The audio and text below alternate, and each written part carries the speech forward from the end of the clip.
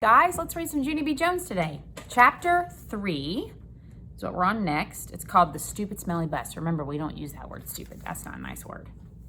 The bus wasn't like my daddy's car at all. It was very big inside, and the seats didn't have any cloth on them. The little curly hair girl was sitting near the front, and so I tapped on her. "Guess what?" I said. "Mother said for me to sit here." "No," she said. "I'm saving this seat for my best friend, Mary Ruth Marble." Then she put her little white purse on the place I was going to sit.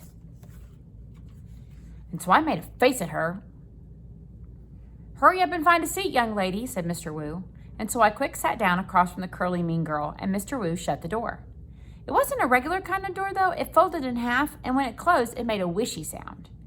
I don't like that kind of door. If it closes on you by accident, it will cut you in half, and you'll make a squishy sound. The bus made a big roar. Then a puff of black smelly smoke came out of the back end of it. It's called bus breath, I think. Mr. Wu drove for a while, and then the brakes made that loud screechy noise again. I covered my ears so it couldn't get inside my head, because if loud screechy noises get inside your head, you have to take an aspirin. I saw that on a TV commercial.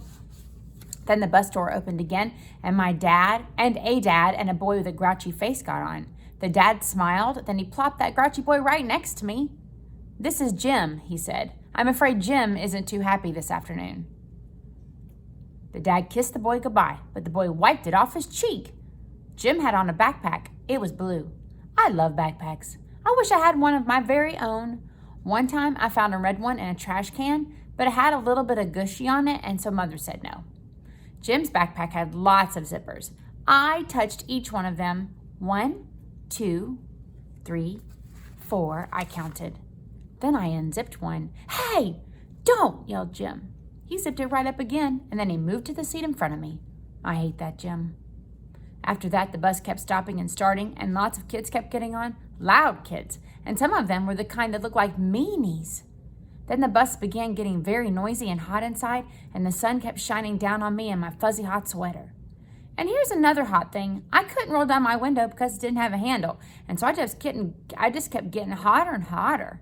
And it smelled in the bus, too. The bus smelled like an egg salad sandwich.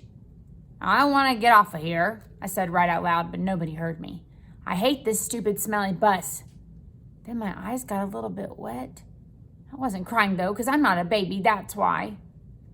After that, my nose started running, only the bus didn't have a glove compartment, which is where you keep the travel tissues, of course. And so I had to wipe my nose on my fuzzy pink sweater sleeve.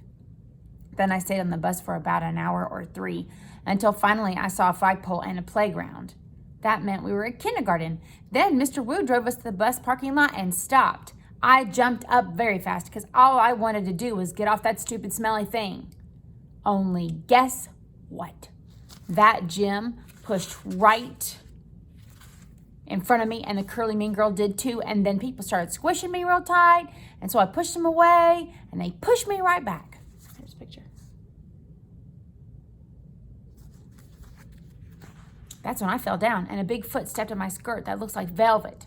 "Stop it," I yelled. Then Mr. Wu hollered, "Hey, hey, hey, hey, hey," and he picked me up, and he helped me off the bus. Mrs. was waiting for me, just like my mother said. "Hi, I'm glad to see you," she called. Then I ran over to her, and I showed her the big footprint on my skirt that looks like velvet. "Yeah, only look what happened. I got stepped on, and so now I'm soiled."